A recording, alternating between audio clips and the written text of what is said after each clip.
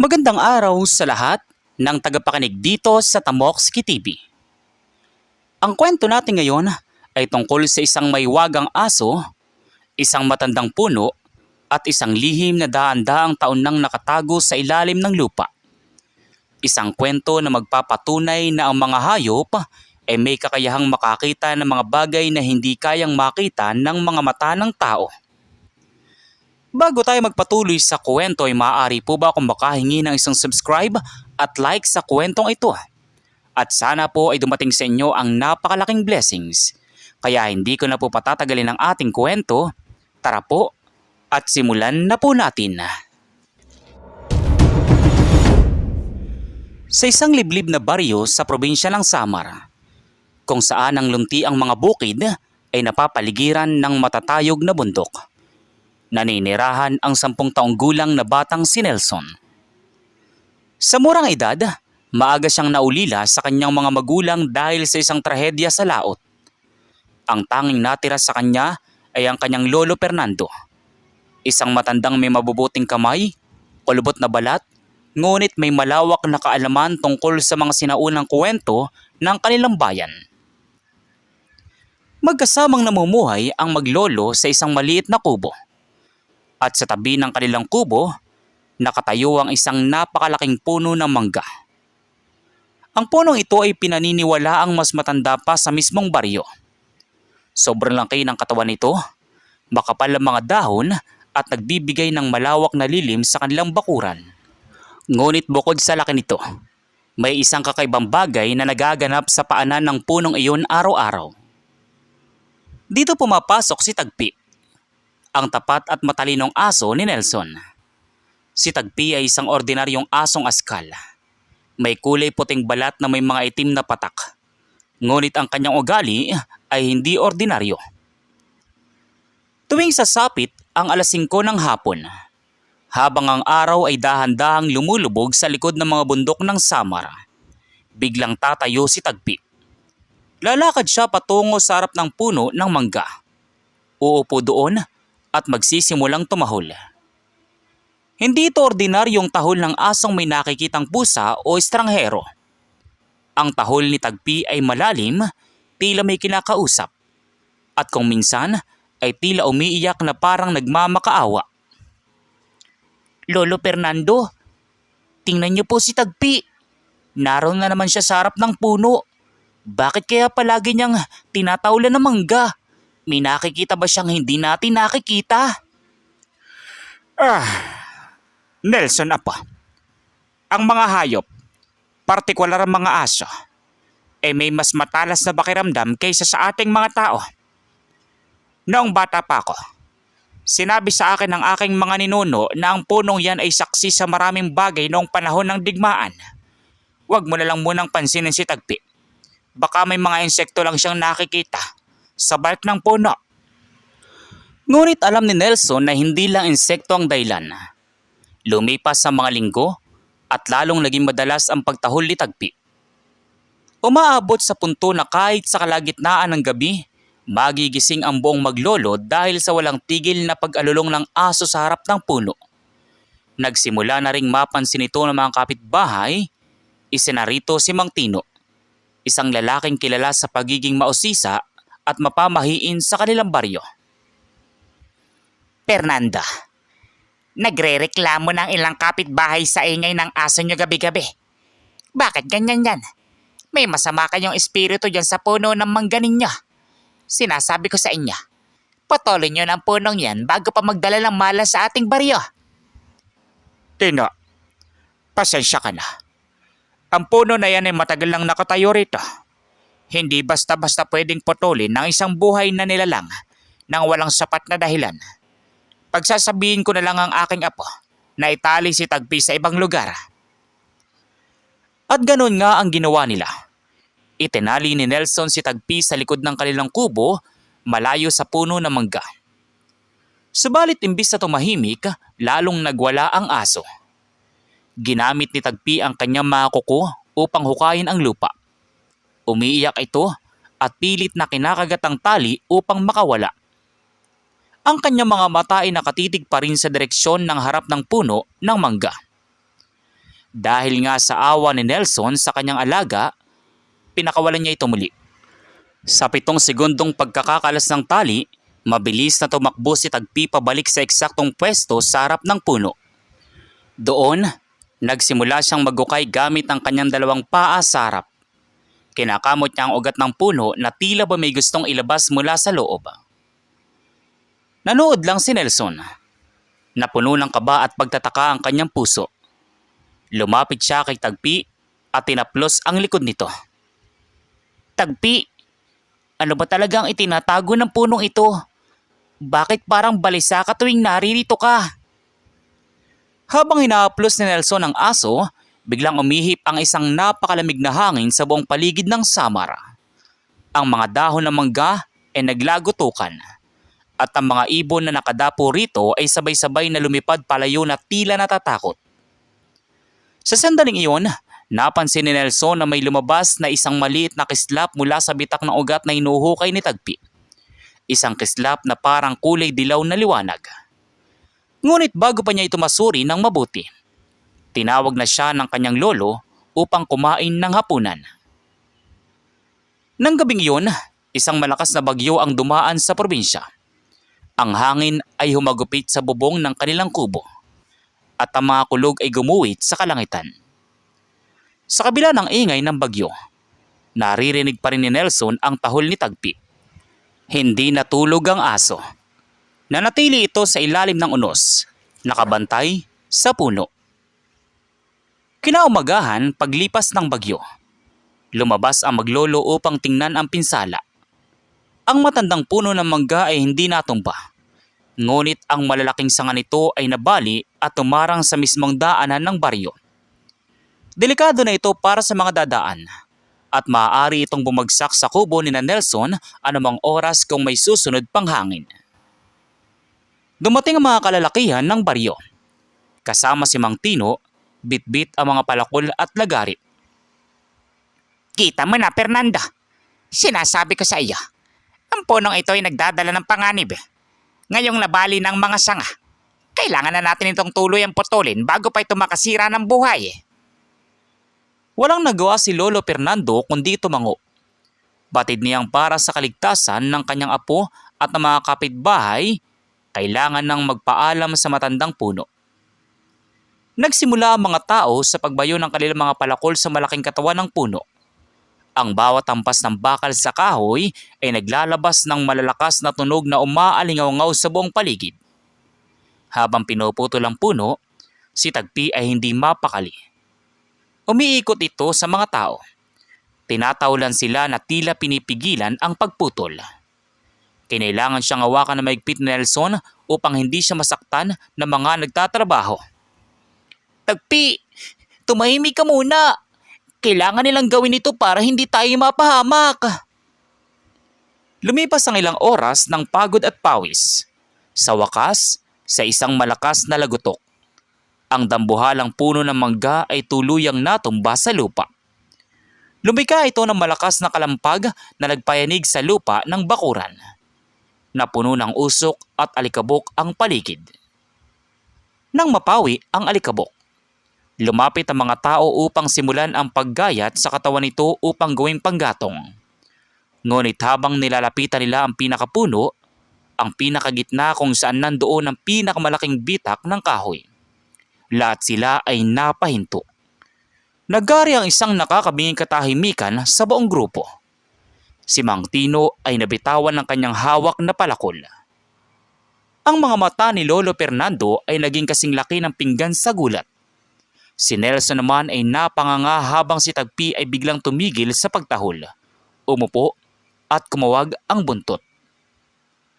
Sa pinakapusod o gitna ng putol na puno ng mangga, may isang malaking espasyo na tila natural na silid sa loob ng kahoy.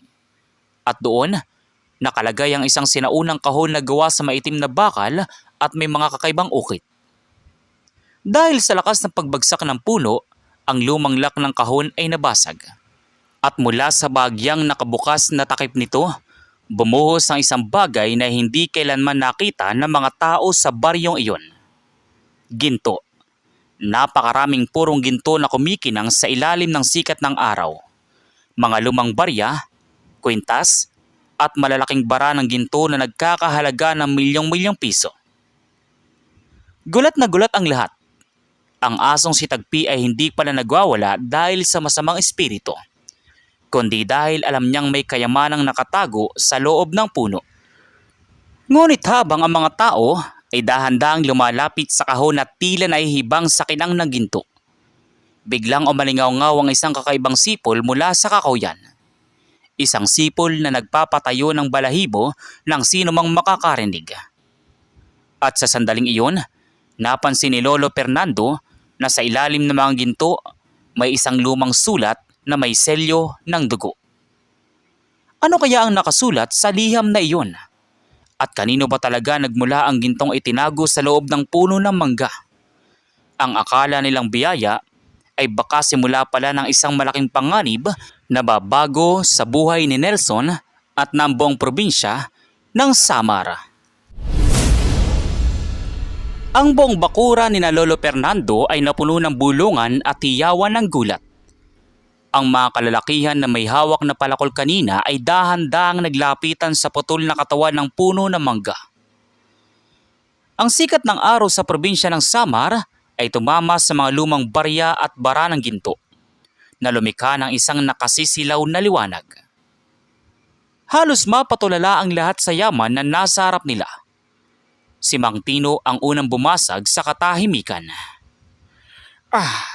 Fernando, hindi ako nagkakamali. Mayaman na tayo. Ang buong baryo natin ay hindi na maghihirap. Hati-hatiin natin ito, tama. Dahil kami ang pumutol ng puno. Sandali lang, Tino. Kalmahin ninyo ang inyong mga sarili. Ang gintong ito ay hindi basta-basta lumitaw dito. Tingnan nyo ang kahon. Ito ay pag-aari ng mga sinaunang tao. At mas lalong tingnan nyo ang sulat sa ilalim. Lumapit si Lolo Fernando at maingat na kinuha ang lumang papel mula sa ilalim ng mga ginto. Ang papel ay luma na. Kulay dilaw at marupok. Sa gitna nito may isang tuyong selyo na kulay madilim na pula. Ang selyo ng dugo na nagpapatunay na ang liham na ito ay may mabigat na sumpa o kasunduan. Dahil si Lolo Fernando lang ang marunong magbasa ng lumang titik sa kanilang baryo, sinimulan niyang basahin ang nakasulat habang ang lahat, kabilang si Nelson, ay nakikinig ng may kaba. Sa sino mang makakahanap ng kahong ito. Ang gintong ito ay kinuha mula sa mga dayuhan noong panahon ng digmaan upang itago para sa darating na salinlahi. Ngunit ito ay may bantay. Ang sino mang kumuha nito ng may kasakiman sa puso ay makararanas ng sunod-sunod na pagsubok. Ang ginto ay para lamang sa taong may malinis na layunin at ang tunay na tagapag-ingat ay ang nilalang na may 4 na paa na hindi kailanman magtataksil. Basa ni Lolo Fernando sa liham. Nanlaki ang mga mata ni Nelson nang marinig ang huling linya ng sulat. Tumingin siya kay Tagpi. Ang aso ay tahimik na nakaupo sa tabi ng kahon. Ang kanyang buntot ay marahang kumakaway. At ang kanyang mga mata ay tapat na nakatitig kay Nelson. Doon naintindihan ng bata ang lahat. Si Tagpi ay hindi ordinaryong aso. Ang kanyang mga ninuno ay maaaring ang mga orihinal na tagabantay ng kayamanang iyon. At ang tungkulin na iyon ay naipasa sa kanya ng kalikasan. Lolo, si Tagpi po ang tinutukoy sa sulat. Kaya po pala palagi siyang tumatawol dito dahil tungkulin niyang bantayan ng ginto para sa tamang panahon. Kalokohan. Isang aso. Tagapag-ingat ng milyong-milyong ginto. Fernando, huwag kayong maniwala sa sulat na yan. Ang ginto ay para sa tao, hindi sa hayop. Kailangan na nating ilipat ang kahon na ito bago pa may makakita na ibang taga-baryo. Binaliwala ni Mang Tino ang babala sa sulat. Hinawakan niya ang hawakan ng bakal na kahon at sinubukang buhatin ito. Ngunit sa sandaling iangat niya ang kahon, ang kakaibang sipol na narinig nila kanina mula sa madilim na bahagi ng kakahuyan ay muling umalingaw-ngaw. Sa pagkakataong ito, mas malapit na ito. mas matalim at tila ba nagmumula sa isang bagay na mabilis na tumatakbo patungo sa kanilang direksyon. Kasabay nito, si Tagpi ay biglang tumayo. Ang kanyang tapat at maamong mukha ay biglang napalitan ng tapang. Naglabasan ang kanyang mga ngipin at nagbago ang tunog ng kanyang tahol. Isang malalim na ungol ng babala. Ang kanyang mga mata ay nakatitig sa unahan, sa masukal na bahagi ng kagubatan ng Samar kung saan nanggagaling ang sipol. Ang mga ibon sa paligid ay naglipatan muli at ang langit, nakakaalis pa lamang ng bagyo, ay biglang nagdilim na parang may paparating na namang unos. Ang mga tao sa baryo ay nagsimulang matakot. Napansin nila na ang mga anino ng mga puno sa paligid ay tila gumagalaw sa kakaibang paraan. Lolo Fernando, may paparating po. Nararamdaman ko po ang takot ni Tagpi. Tino, bitawan mo ang kahon. May nagmamay-ari ng gintong ito na hindi natin nakikita. Ngunit dahil sa labis na kasakiman, hindi nakinig si Mang Tino. Binuhat niya pa rin ang kahon at tumakbo patungo sa kanyang sariling bahay. Subalit hindi pa siya nakakalayo sa bakuran ni Nelson. Isang malaking itim na anino ang mabilis na dumaan sa kanyang harap. Nawala ng balanse si Mang Tino at nabitawan ang kahon. Dahilan upang kumalat ang mga ginto sa maputik na lupa. At doon, mula sa usok ng basang lupa, lumitaw ang isang bagay na hindi nila inaasahan. Isang misteryosong figura na nakatayo sa dulo ng bakuran, nakatingin ng diretso sa kanila. Sino ang misteryosong figurang ito? Siya ba ang orihinal na may-ari ng ginto o isang masamang elemento na nag-aabang din sa kayamanan? At paano ipagtatanggol ni Nelson at Tagpi ang lihim ng puno ng mangga? Habang dahan-dahang napapawi ang usok sa bakuran, ang misteryosong figura ay unti-unting naging malinaw sa paningin ng mga tao. Ang lahat ay nakahanda ng tumakbo.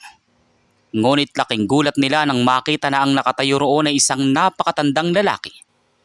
Nakasuot ito ng kupasing kamesa di chino. May mahabang puting balbas at may hawak na isang baston na gawa sa matigas na kahoy ng yakal. Siya si Kapitan Tiago. Isang matandang naninirahan sa paanan ng bundok ng Samar na bihirang bumaba sa bayan. Si Kapitan Tiago ang gumawa ng kakaibang sipol kanina upang patigilin ang mga tao sa kanilang ginagawa. Ang gintong nakasulat sa kasaysayan ay hindi para sa mga taong ang laman ng isip ay pansariling kapakanan lamang. Tino, ibaba mo ang iyong mga kamay bago pa mahuli ang lahat. Kapitan Tiago, paano mo nalaman ang tungkol sa gintong ito? Matagal na nitong nakabaon sa puno ng mangga ni na Fernando. Kami nakatuklas nito. Hindi kayo nakatuklas nito. Ang asong iyan, ang tunay na nakakaalam kung kailan dapat ilabas ang yaman. Lumapit si Kapitan Tiago kay Lolo Fernando at kay Nelson. Sa paglapit ng matanda, si Tagpi ay biglang huminahon. Umupo ang aso sa paanan ni Nelson at dinalaw pabalik ang maamo nitong muka. Tumingin si Kapitan Tiago sa bata at ngumiti ng bagya. Ipinaliwanag niya na noong panahon ng digmaan, ang kanyang ama ay isa sa mga sundalong nagtago ng ginto ng bayan upang hindi ito manakaw ng mga dayuhan. Ang pamilya ng asong si Tagpi ay pagmamay-ari ng pamilya ni Tiago noon. At sinanay ang lahi nito na hanapin at bantayan ang amoy ng sinaunang bakal ng kahon. Sinabi rin ni Kapitan Tiago na ang selyo ng dugo sa liham ay hindi isang sumpa ng kasamaan, kundi isang sumpa ng katapatan. Kung sino man ang kukuha ng ginto na walang pahintulot ng tagapag-ingat na walang iba kundi si Tagpi, ay makakaranas ng kamalasan sa kanilang buhay dahil ang yaman ay nakalaan para sa kabutihan ng buong Samar. Hindi parang sa iisang tao lamang. Tiago, kung ganoon, anong dapat nating gawin sa gintong ito? Hindi ligtas na manatili rito sa aming bakuran ng ginto na alam na ng buong baryo ang tungkol dito. Tama ka, Fernando. Ang balita tungkol sa ginto ay mabilis nakakalat tulad ng apoy. May mga masasamang tao sa ibang bayan na tsak na lalakbay ng Samar upang makuha ito. Kailangan nating ilipat ang kahon sa isang ligtas na lugar bago sumapit ng gabi. At si Tagpi lang ang nakakaalam kung saan ang susunod na taguan. Habang nag-uusap ang mga matatanda, napansin ni Nelson na si Tagpi ay biglang tumayo muli. Ngunit sa pagkakataong ito, hindi na ito tumahol sa harap ng natumbang puno. Humarap ang aso sa direksyon na madilim at masukal na landas patungo sa bundok. Tumingin ito sa maglolo na tila ba sinasabing sumunod kayo sa akin. Ngunit sa likod ng mga halaman, lingid sa kaalaman ng lahat, may isang paris na mga mata ang kanina pa nakatitig sa kanila. Isang tao na mabilis na tumakbo palayo upang magsumbong sa isang grupo ng mga armadong magnanakaw sa kabilang bayan. Oras na lang ang binibilang bago dumating ang tunay na panganib. Magtatagumpay kaya sina Nelson, Lolo Fernando at Kapitan Tiago na iligtas ang ginto gamit ang gabay ni Tagpi? O maunahan sila ng mga masamang elemento na papasok sa kanilang tahimik na baryo? Ang kadiliman ay mabilis na lumaganap sa buong lalawigan ng Samar. Ang hangin ay naging malamig at ang tunog ng mga kuliglig sa kagubatan ay tila nagbibigay ng babala na may hindi magandang mangyayari. Sa bakuran ni Nelson, mabilis na kumilos ang grupo. Sa tulong ni Mang Tino na sa wakas ay natauhan na at napagtanto ang panganib ng kasakiman. Binuhat nila ang mabigat na kahon ng ginto at isinakay ito sa lumang kariton. Si Tagpi ay nasa unahan ng kariton. Ang kanyang mga tenga ay nakatindig at ang kanyang ilong ay patuloy na umaamoy sa hangin. Siya ang nagsisilbing kupas na grupo sa gitna ng madilim na gabi. Kailangan nating dumaan sa lumang landas ng sapa. Doon ay madilim at masukal. Ngunit ito ang tanging daan kung saan hindi tayo madaling makikita ng sino man nag-aabang sa atin. Nelson, Apo, manatili ka sa tabi ko at tawakan mo na maigpit ang tali ni Tagpi. Huwag kang hihiwalay sa amin ano man ang mangyari. Opo, Lolo. Huwag kayong mag-alala. Hindi po tayo iiwan ni Tagpi. Alam niya po ang ligtas na daan. Nagsimula sila maglakad patungo sa madilim na bahagi ng kagubatan ng Samar. Habang lumalalim ang gabi, lalong naging tahimik ang paligid. Isang katahimikan na nakakabaliw na. Ang tanging naririnig na tunog ay ang pag-ikot ng gulong ng kariton na lamang at ang marahang pagakbang ng mga paa ni Tagpi sa basang lupa. Subalit pagdating nila sa isang krus na daan sa gitna ng kakawyan, biglang huminto si Tagpi. Hindi lang siya huminto, kundi dahan-dahan siyang napaatras habang naglalabas ng isang mababang ungol mula sa kanyang lalamunan. Ang kanyang mga balahibo sa likod ay nakatayo ng patuwid. Doon ay may narinig silang mga yabag ng paa. Hindi lang isa, kundi marami. Mula sa madidilim na anino ng mga puno, lumabas ang 5 kalalakihan. Ang kanilang mga muka ay natatakpan ng tela. Ngunit ang kanilang mga mata ay nagpapakita ng matinding interes sa kariton. At sa likod ng 5 lalaking ito, lumitaw ang espiya na nakakita sa kanila kanina. Walang iba, kundi ang isang kilalang magnanakaw mula sa kanilang baryo. Magandang gabi, Kapitan Tiago. Fernando, mukhang may dala kayong mabigat na kargamento sa inyong kariton. Bakit hindi nyo na lang iwanan yan dito para hindi na kayo mapagod sa paglalakad? Huwag kayong lumapit. Ang gintong ito ay pag-aari ng kasaysayan ng ating bayan. Hindi ito para sa mga katulad ninyong mapagsamantala. Lalong naging maigting ang sitwasyon. Ang mga magnanakaw ay dahan-dahang umakbang pasalubong upang palibutan ang kariton. Si Lolo Fernando ay niyakap na maigpit si Nelson upang protektahan ang bata. Mukhang wala ng atrasan ang sitwasyon. Walang kalaban-laban ang 3 matatanda at isang bata laban sa 5 armadong lalaki. Ngunit may isang bagay na nakalimutan ang mga magnanakaw. Ang tunay na tagapag-ingat ng lihim ng puno ng mangga ay hindi ang mga tao, kundi ang asong si Tagpi. Sa isang iglap, bago pa man makakbang ang lider ng mga magnanakaw patungo sa kariton, si Tagpi ay biglang tumalon ng napakataas.